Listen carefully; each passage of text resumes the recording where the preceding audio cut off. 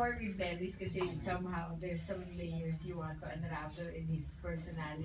The same way that I think a lot of actors also wants the same way with you.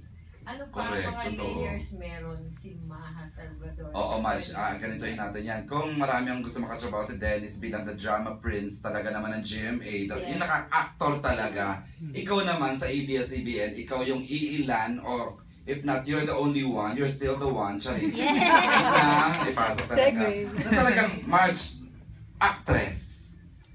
Ano daw yung layers mo naman ang gustong... May alam ka ba na gustong, may unravel nga nung ano na mga gustong makatrabaho ka? What do you think?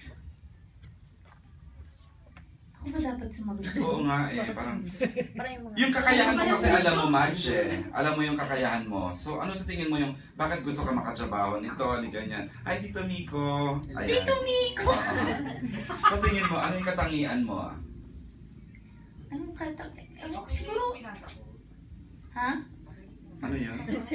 Charot.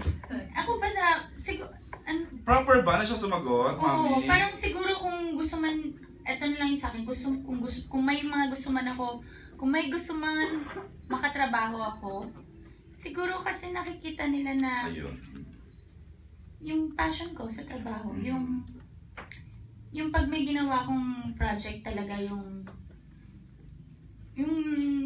ginagawa ko talaga ng maayos. At tumatatak. Sabi sa'yo kanina. Hindi, tsaka siguro nakikita nila na wala, masayahin lang ako. Tapos kung gusto nilang sumaya, ay gusto nilang makatrabaho. Ako ano. Siguro yun. Ikaw pa rin? Sorry.